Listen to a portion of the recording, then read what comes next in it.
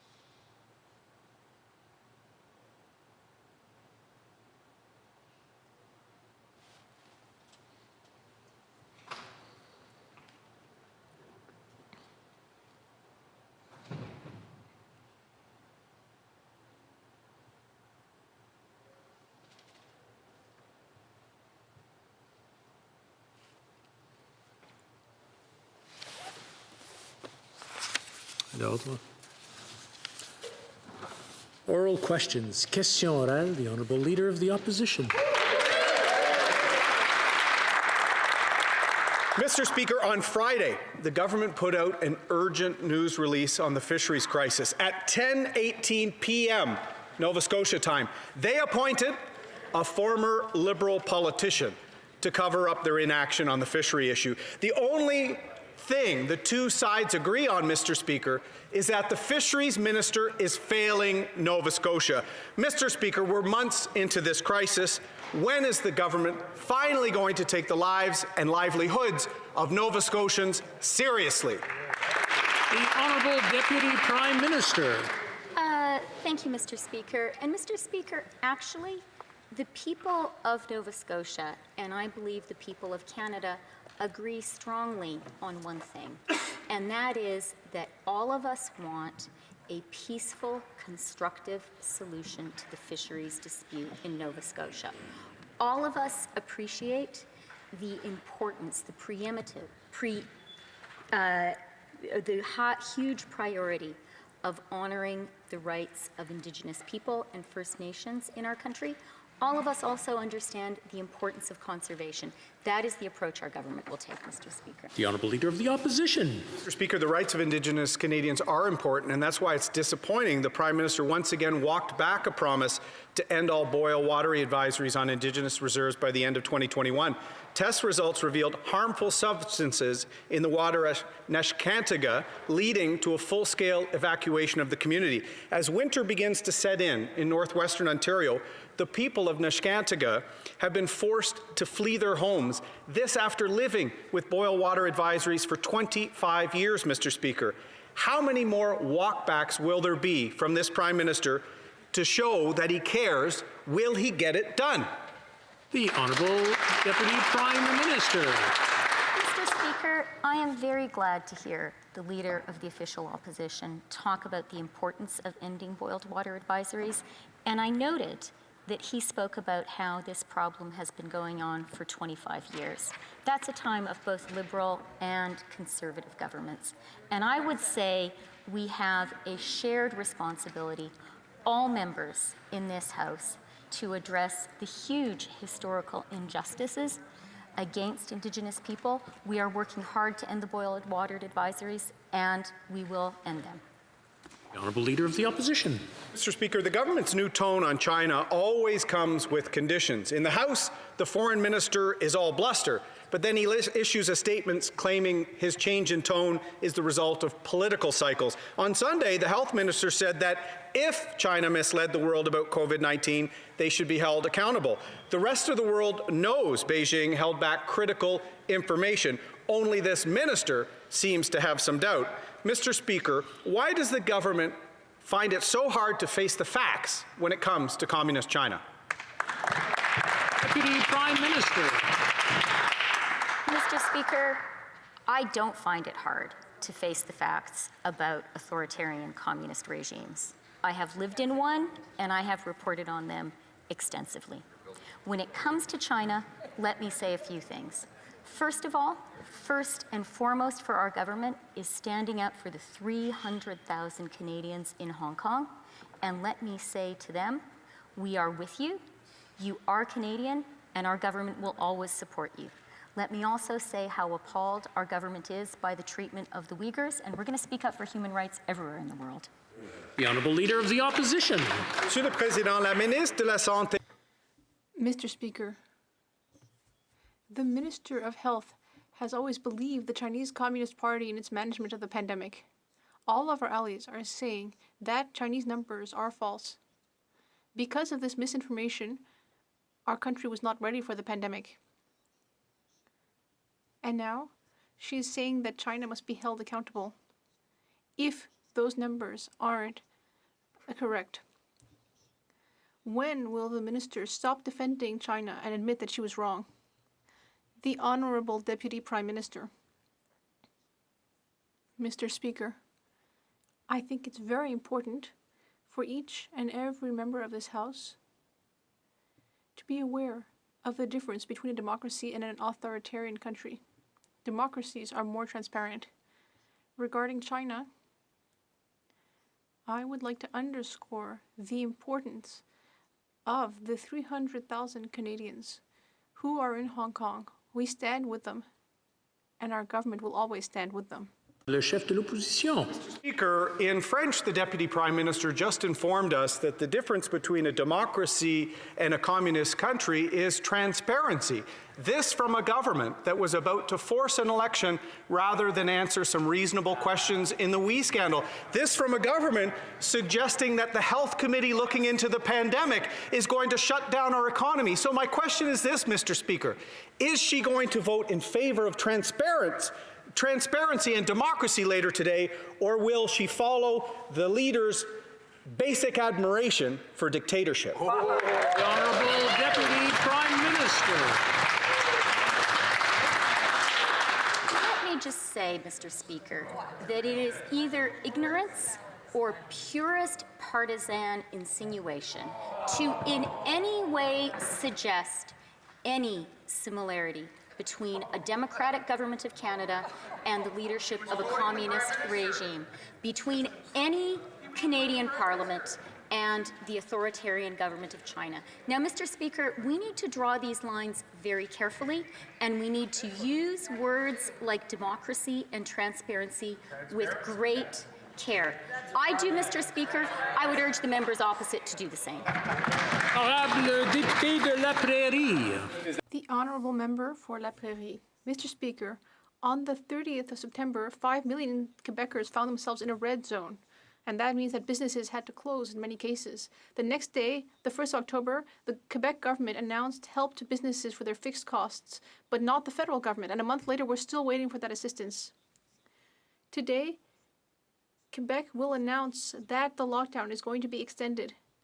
They're at the second month of management of this pandemic, but the federal hasn't even caught up with the first month. When is the government going to give help to our SMEs? The Honourable Deputy Prime Minister. Mr. Speaker, I appreciate this important question. I completely agree that our SMEs need help with their fixed costs. And I will be tabling in the House in the coming days measures to assist our small businesses, and I hope that the Bloc will support those important measures. The Honourable Member for La Prairie. Mr. Speaker, earlier in the pandemic, I talked to this government and we agreed that businesses will need help for their fixed costs. And you know when we had agreed on offering that help? The 11th of April, but it's been more than 6 months. Now, after threatening an election, this government is saying it's finally going to help SMEs. But businesses have been waiting for 6 months. How many bankruptcies have been caused by these delays? The Honourable Deputy Prime Minister. Mr. Speaker, we have already given a great deal of assistance to small businesses throughout Canada with the wage subsidy, the Canada Emergency Business Account, and other assistance that goes directly to businesses. But I agree, we need to do more, and we will do that in the next few days, and I hope that all members in this House will vote for those important measures. Burnaby Sud. Merci, Monsieur le Président. 25 years ago, the Nishnawbe, for the last 25 years, the Nishnawbe First Nation has not had access to drinking water. 5 years ago, this government promised all First Nations communities that they would have access to drinking water. Today, the community has had to evacuate during a pandemic due to a lack of drinking water. Will the Prime Minister admit today that he had never intended to keep his promise? The Honourable Deputy Prime Minister. Thank you for the question, Mr. Speaker. But I cannot agree with my colleague. The reality is that the lack of safe drinking water for First Nations communities is a Canadian tragedy and crisis. Our government is working to address it. We have made progress, but there is still much to be done, and we will do it. Or Burnaby South. Mr. Speaker, for 25 years, the First Nation of Nishnawbe has not had access to clean drinking water. 5 years ago, the Prime Minister promised all communities, all Indigenous communities, that they would have access to clean drinking water. Well, 5 years later, the First Nation of Nishnawbe has had to evacuate during a pandemic. Will the Prime Minister admit today, will he admit that this was just another empty promise he had no intention of keeping? The Honourable Deputy Prime Minister. Mr. Speaker, I cannot agree with one of the assertions of the leader of the NDP. I know that he knows that our government, like his party, and I believe like all members of this House, we all understand the boiled water advisories are a national tragedy and a national shame. Our government is working earnestly to get those advisories lifted. 91 long-term advisories have been lifted since 2015, but I would be the first to admit that there is a lot more work to do, and we're going to do it, Mr. Speaker. Le député de Louis Saint-Laurent. The Honourable Member for Louis Saint-Laurent. Mr. Speaker, more and more Canadians are realizing, very unfortunately, that the Minister of Health is becoming an embarrassment for Canada. I'm not even going to get into the photo of her without a mask at the airport. I'm talking about rapid testing. There have been endless delays, and now she's nourishing a fight with the provinces, as if we needed that during a pandemic. On Friday, in an interview, she said that some provinces decided to deny government directives. Why is she preaching to the provinces yet again? To the health. Mr. Speaker, and I want to thank all the provinces and territories for working on national testing guidance that indeed can guide provinces and territories how best to shepherd and use testing resources to get to the best outcomes, which is to truly understand where the virus is and how to trace the close contacts and then isolate people that are potentially infected with the virus. Mr. Speaker, it will take all hands on deck to do so, and we continue to support provinces and territories to have the best tools possible. Honorable député de Louis Saint-Laurent. The Honourable Member for Louis Saint-Laurent. Let's talk about assistance to provinces, Mr. Speaker. Provinces need rapid testing. In my province, Quebec, we are facing a major problem. We have now had more than 100,000 cases, and we greatly need rapid testing. The Minister has stated that rapid tests will be distributed, although that hasn't happened yet. But we're seeing that in Quebec, there won't be enough. According to the Minister, is it because Quebec has not followed government directives that it doesn't deserve this help? Mr. Speaker, when it comes to delivering procurement supplies, whether it's rapid testing, whether it's personal protective equipment, anything else, we work closely with provinces and territories to develop a sharing agreement. That is exactly what's happened with rapid tests as well. And many of them are out the door this week, arriving in provinces and territories in the days to come. Mr. Speaker, I want to thank all of my colleagues and ministers of health for working out these agreements that allow us to have a shared approach to ensuring the resources get to where they're needed the most. The Honourable Member for Charlebourg, Haute-Saint-Charles. Mr. Speaker, this weekend we learned that Canada might receive vaccines only 3 months after the UK or the US. The way the Prime Minister has performed during this crisis reminds me of a bad baseball batter who never manages to hit the ball. The Prime Minister closed the border much too late, took too long to get rapid testing, and now has signed this agreement for vaccines 3 months later than our allies. Why is Canada always facing a delay compared to other countries? The Honourable Minister. Speaker, I thank the honourable member for the question. However, he is somewhat mistaken in the analysis that he is providing. On the contrary, we have signed 7 agreements with vaccine suppliers. We have signed agreements for over 2 billion items of PPE to support our health regime. And in addition, regarding delivery dates, we are working very aggressively with our suppliers to ensure that Canadians will have access to vaccines as soon as they pass Health Canada approval. Thank you so much, Mr. Speaker. L'honorable député de Charles. The Honourable Member for Charlebourg-Haute-Saint-Charles. Mr. Speaker, could the Minister explain why this morning at a press conference she's trying to scare Canadians? With regard to the Conservative motion on the Health Committee, she's saying it's problematic. We need information and facts. Can the Minister accept that we should pass this motion to help Canadians and stop trying to scare them? Chef parti dans la chambre. Après avoir essayé de projeter le cadavre. After trying to get us into an election last week, the Conservatives are now trying to pass a motion where our greatest experts are telling us that it's dangerous. It's dangerous because it jeopardizes negotiating contracts for vaccines and medical equipment, Mr. Speaker. So we shouldn't let partisanship endanger our government work, but instead work together for all Canadians. The Honourable Member for Mégantic-l'Érable. Mr. Speaker, the Minister of Health said last week that not a single Canadian has asked for more monies to be given to officials who are processing access to information requests. But that is not true. There is a Canadian who has asked that, and an important one. The Information Commissioner of Canada on Twitter said that she was very disappointed by the minister's statement. This Prime Minister tried to trigger an election during a pandemic last week. Will he do what's right and vote for transparency and our motion this afternoon? The Honourable Minister of Health. Mr. Speaker, we take openness and transparency very seriously. I'll be speaking with the Information Commissioner later this week to speak with her about her concerns and to make sure that we're living up to our commitments at Health Canada to provide information as it's requested by Canadians. L'honorable député de Mégantic-l'Érable. The Honourable Member for Mégantic-l'Érable. Mr. Speaker, a Liberal MP once said in this House, redacted documents with key information missing is not disclosure. Non-answers in the House is not disclosure. Personal rhetorical attacks is not disclosure. Who said that, Mr. Speaker? Why, the Prime Minister said that. This government has always preached openness and transparency ever since it was elected. And now here we have a minister who is refusing to support a motion which will cast light on her management of the pandemic. The government is going to vote to hide information from Canadians today. Why? Le leader du gouvernement de la Chambre. A Conservative member once said this: impartial public servants are the ones who will determine what should or shouldn't be revealed.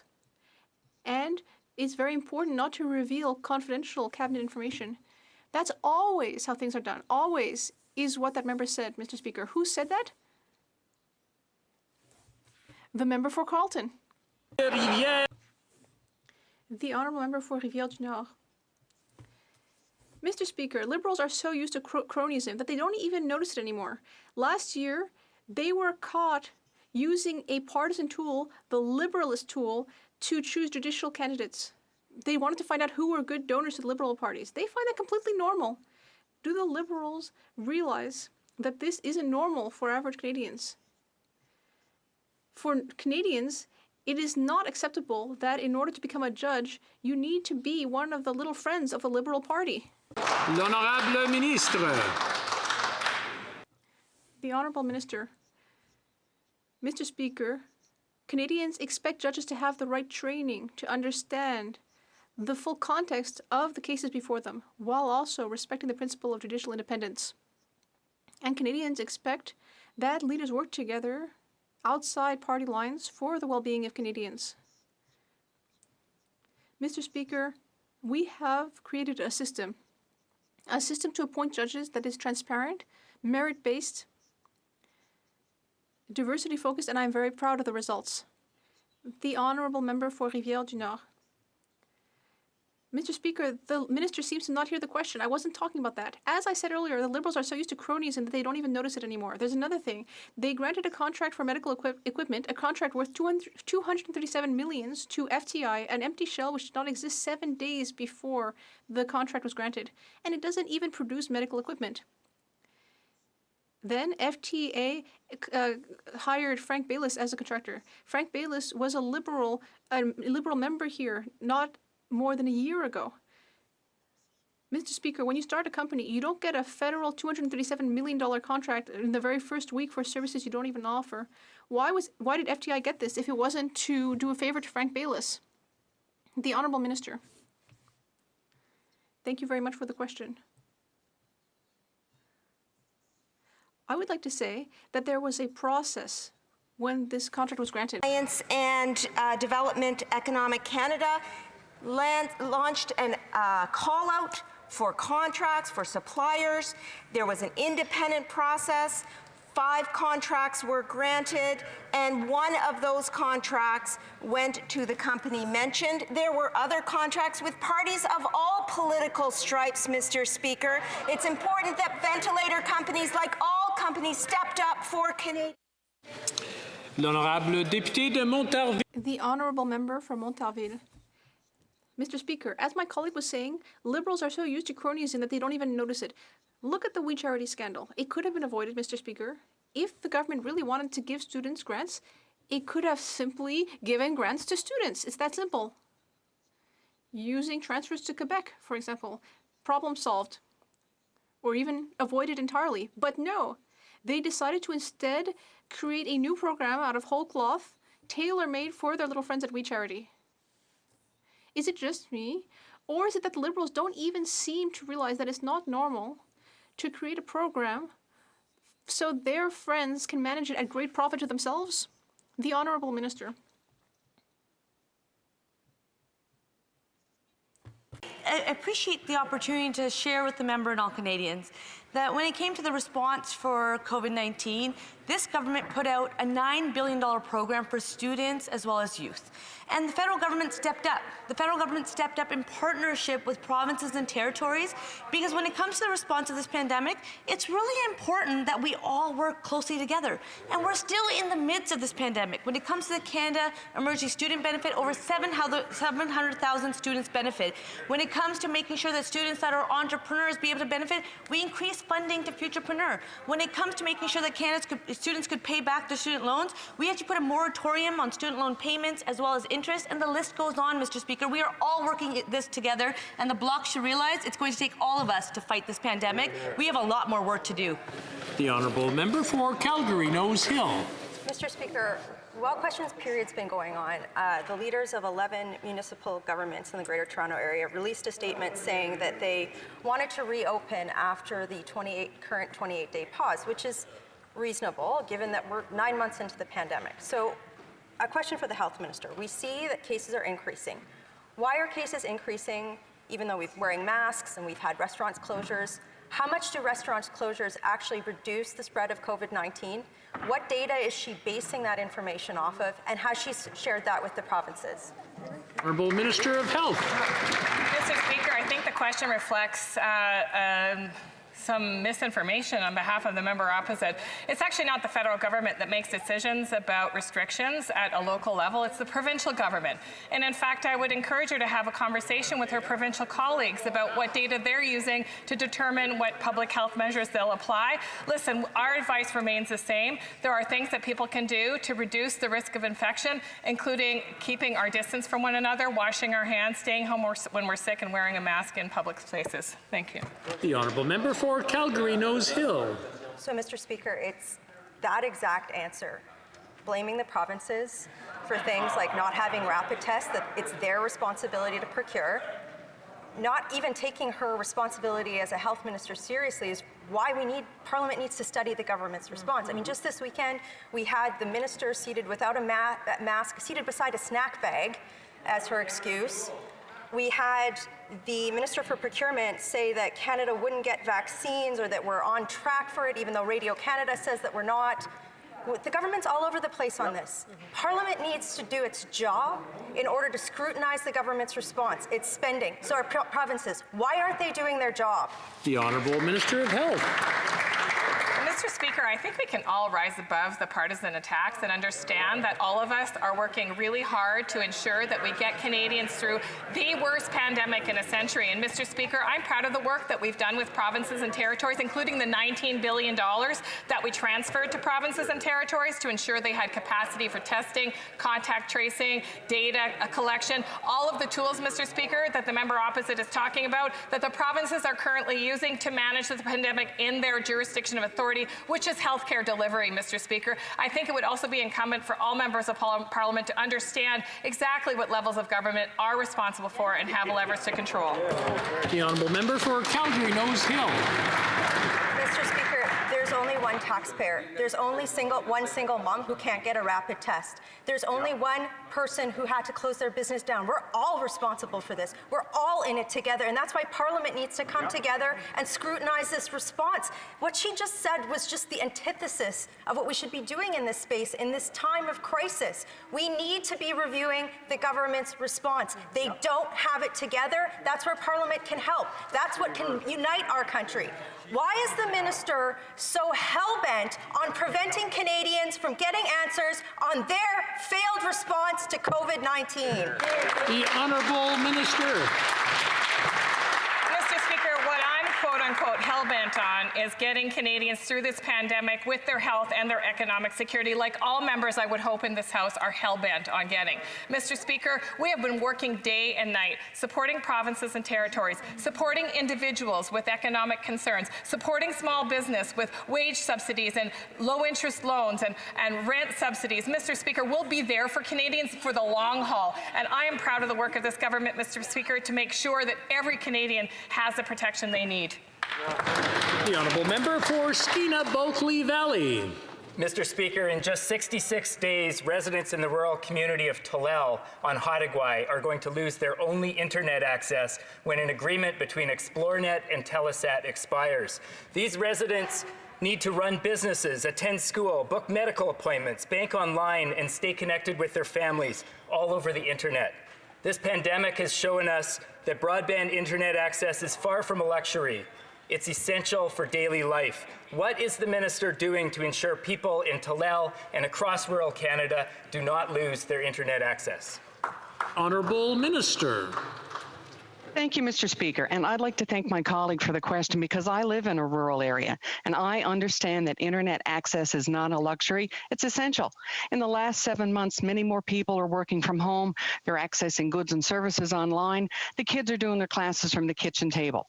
So it's more and more important, more than ever, that all Canadians have access to the internet. And as was confirmed in the throne streets, Mr. Speaker, we will accelerate the connectivity timelines and the ambitions of the Universal Broadband Fund. We're going to ensure that all Canadians, no matter where you live, have access to high-speed internet. Member for Vancouver Kingsway. Since COVID hit Canada, we've seen a series of errors and poor decisions from this government. They failed to ensure our frontline responders had enough protective equipment. They canceled Canada's early warning system, costing us precious time and worse, Canadians' lives. They created a vaccine task force that operates in total secrecy, suffers from conflicts of interest and concerns we're months behind other countries. Canadians need answers to build a better future. Is the real reason the Liberals fear transparency because they're failing to protect Canadians? Honourable Minister.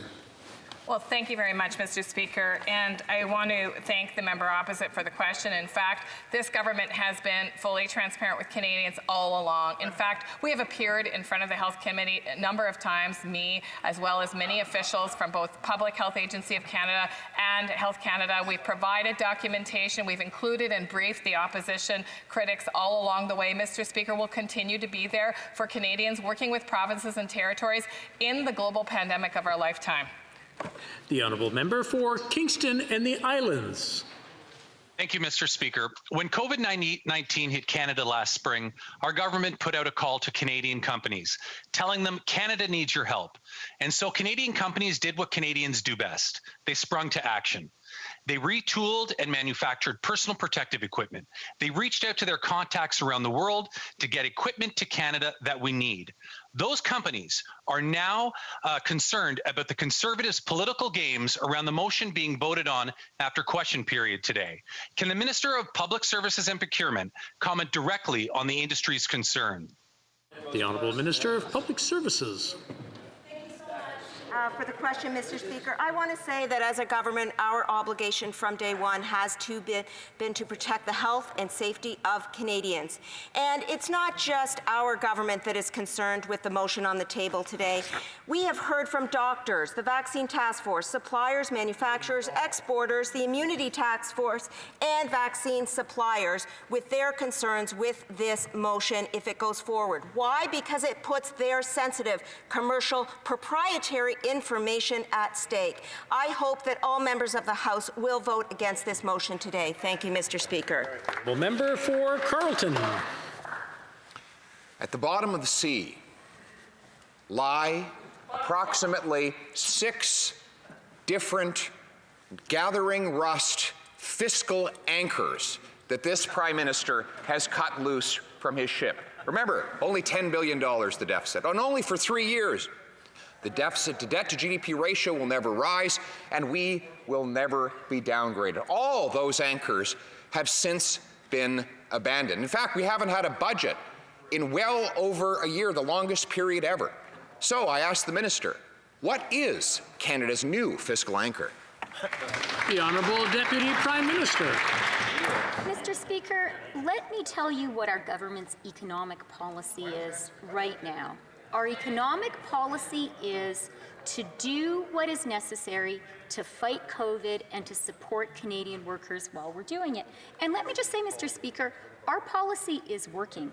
76% of jobs have been now recovered in Canada since the depths of the COVID recession versus only 52% in the United States. We're going to keep on doing what we're doing because it works, Mr. Speaker.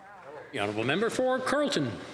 It works to make sure Canadians can't work. In fact, we have the highest unemployment in the G7, higher than the United States. And as for all the programs, we support the wage subsidy, the emergency benefits to Canadians, the emergency loans to businesses, but they only account for $175 billion of the $380 billion deficit. In other words, the majority of the money is not going to everyday Canadians. If it were, every household would have $40,000. That's their share of the deficit.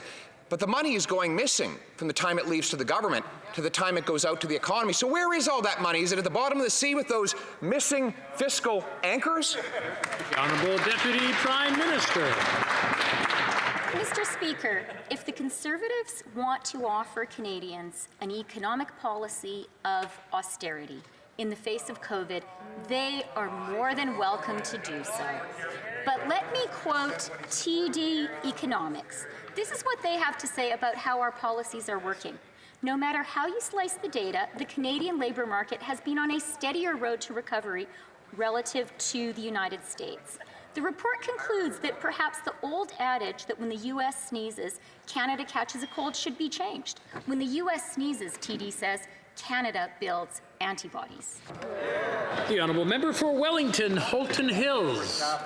Mr. Speaker, last year the government suspended arms exports to Turkey because it wasn't upholding its obligations.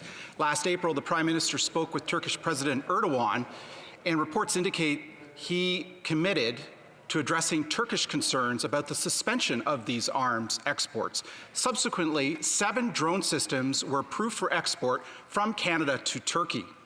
Did the Prime Minister or Foreign Affairs Minister override the recommendations of global affairs officials and approve these exports to Turkey? The Honourable Minister. Thank you, Mr. Speaker, and I want to thank the member for the question. Over the last several weeks, Allegations were made regarding Canadian technology being used in the military conflict in Nagorno-Karabakh. And upon learning of these allegations, the minister immediately directed Canadian officials to investigate the claims. And in line with our robust export control regime and due to ongoing hostilities, the minister suspended immediately the relevant export permits to Turkey to allow time to further assess the situation. And we call for all measures, why I may say, to be taken immediately to stabilize the situation on the ground. We want a peaceful resolution. Member for Wellington, Halton Hills. Well, Mr. Speaker, the last two previous investigations took 1.5 years and 6 months and led to nothing conclusive being done. The government still hasn't answered the question. It's clear that Canadian drone systems were diverted to the conflict between Armenia and Azerbaijan in clear violation of the Arms Trade Treaty, the Wassenaar Arrangement, and Canadian law. So once again, did the Prime Minister or Foreign Affairs Minister override the recommendations of the Global Affairs Risk Analysis and approve these drone systems for export to Turkey? The Honourable Minister. Thank you, Mr. Speaker. Let's be very clear. Our government is committed to a strong and rigorous arms export system, and that's why we've acceded to the Arms Trade Treaty. Human rights considerations are at the center of our exports regime. And Canada has one of the strongest export control systems in the world, respecting human rights, and these are enshrined in our Canadian legislation. The minister will deny any permit application where there's substantial risk of human rights violation in keeping with Canadian law and in keeping with human rights obligations. The Honourable Member for Lac-Saint-Jean. Mr. Speaker, the Prime Minister promised that Canada would make a greater contribution to peacekeeping around the world. He promised to provide the UN with a 200-troop quick reaction force for peacekeeping missions. Last year, the government said it was a done deal, but the UN has told us that this is false. The force is not among available resources. Will the Minister of Foreign Affairs set the record straight and apologize to the House? The Honourable Minister. As has been very clear, a mistake was made indeed in officials' testimony to the committee and what was presented. An apology has been given, and we will continue to respect the work of our peacekeepers around the world, and we will continue to do the work that Canadians want us to do. Thank you. The Honourable Member for Pierre Boucher, Les Patriotes, Verchères. Mr. Speaker, for 7 months now, the Minister of Transport Canada has refused to force airlines to refund passengers for cancelled flights. Instead, he's telling people to complain to the Canadian Transportation Agency, and people did listen to him because the agency received 10,000 complaints. Do you know how many of them have been processed, Mr. Speaker? None. Zero. Not one. The minister is sending people to a dead end instead of doing his job. People want their money, and not in forever and a day. When will he compel airlines to give refunds to passengers? The Honourable Minister. Mr. Speaker, as I've said many times, this is not the ideal situation. I understand the frustration of Canadians who would like to be refunded. At the same time, this is something we're encouraging the airlines to do.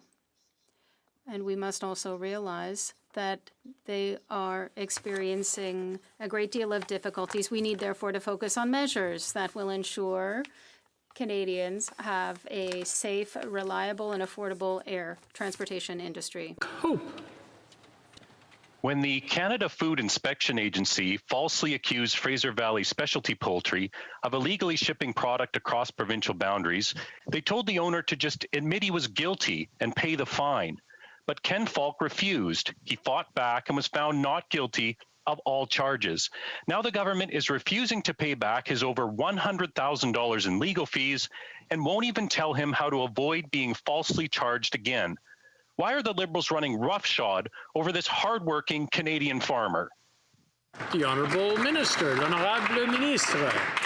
Thank you, Mr. Speaker. I can assure you that with the Canadian Food Inspection Agency, we are working very closely with entrepreneurs, and we are dealing with a multitude of challenges when it comes to trade barriers. I can assure you that we are doing for the best possible in order to protect our food inspection system, ensure it is robust and well recognized, as well as to provide the best possible support to processors and farmers. Sarnia Lambton. Mr. Speaker, every week in Canada, a woman is killed by her domestic partner. Every week. And with the pandemic, there's an increase in human trafficking and in domestic violence. And although this government has talked a lot about eradicating violence against women, little action has been taken. In fact, the MAPI funding was eliminated, and they've shelved the Murdered and Missing Aboriginal Women's Report recommendations. When is this government going to take real action to address violence against women in Canada? The Honourable Minister. Mr. Speaker, I agree with my colleague 100%. There should be no violence against women in Canada. Everybody deserves to be safe. And we know that all Canadians are feeling the impact of COVID, but we know it's clear that women are feeling more and more to a greater extent. But we have taken measures to support. We've given $90 million to help improve capacity at shelters and sexual assault centers, and an additional $10 million from Indigenous Affairs. We're supplying over 1,000 organizations with funding to help women in need. Thank you, Mr. Speaker. Member for Kelowna Lake Country. Thank you, Mr. Speaker. We're only in October, and already the drug overdose deaths in the Okanagan have surpassed that for the entire year of 2019.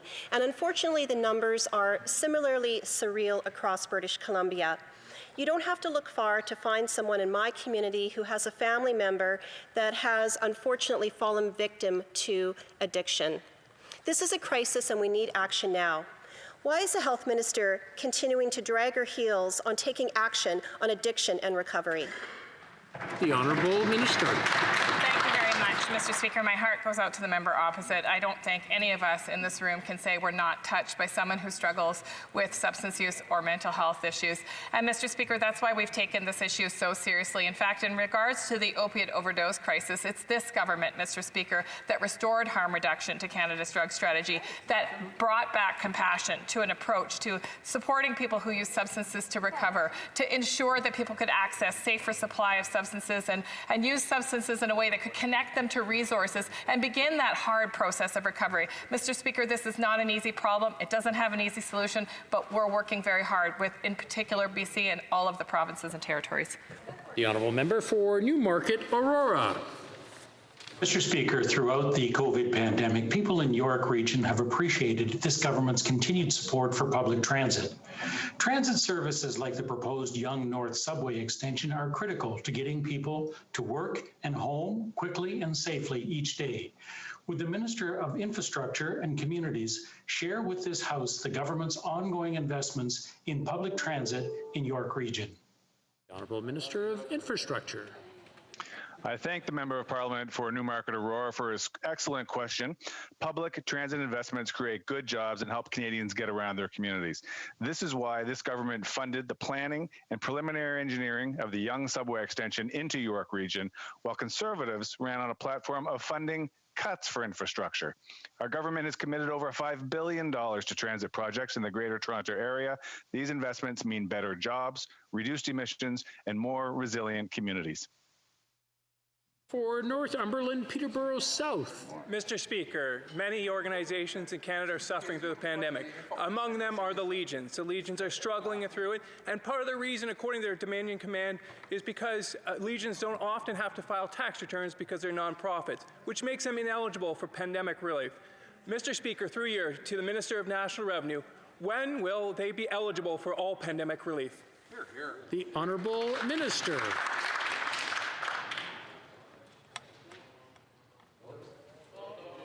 Mr. Speaker, our priority with emergency measures payments. Inaudible for the interpreter.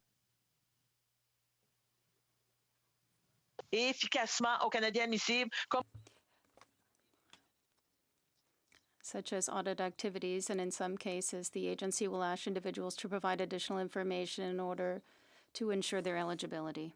Honourable Member for Edmonton Riverbend.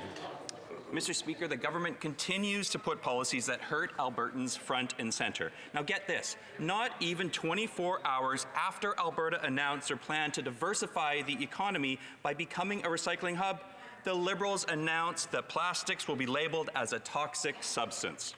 Mr. Speaker, this new label is toxic to Alberta's economy and the men and women who work hard in the plastics manufacturing sector, like the Teamsters Local 987. Why is this Prime Minister so intent on leaving Albertans behind? The Honourable Minister. Mr. Speaker, 1 in every 3 workers in mining, oil and gas, that was how many workers were able to stay in their jobs thanks to the Canada Emergency Wage Subsidy. And that's a subsidy that's going to continue through right until next summer. It represents hundreds of millions of dollars to support energy sector workers. It also represents tens of thousands of families in Newfoundland and Labrador, Alberta, and in Saskatchewan who will continue to be able to go to work and put food on the table thanks to this Liberal government. We are supporting workers, we are supporting families, and we are supporting our oil and gas sector proudly. Thank you, Mr. Speaker.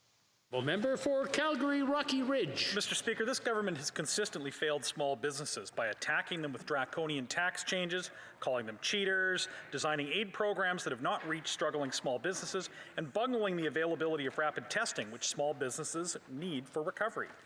Now, after 6 months of announcements, the government claims it's finally fixed the emergency bank account for personal accounts. When will this government now fix the rest of their botched aid programs and table a credible plan for economic recovery? The Honourable Minister. Mr. Speaker, I want to thank the honourable member for that question. Nothing is more important to us than helping our small businesses get through this very difficult time, whether it is the small business loan that has helped over almost 800,000 small businesses, or relief for fixed costs such as the rent subsidy, and helping businesses with payroll. There are literally millions of Canadians that are benefiting because of the support to our small businesses, and we will stop at nothing until we keep supporting the work that they do because they're so important to our communities. Thank you, Mr. Speaker. The Honourable Member for Hamilton East, Stony Creek.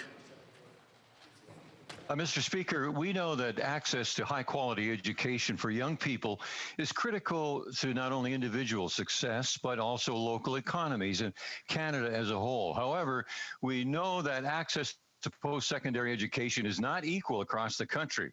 In the North, entrants to post-secondary now have an option to pursue their studies north of 60 with the creation of our Yukon University, but more needs to be done for access to education across the North. So could the Minister of Northern Affairs update this House on our government's work on this important file?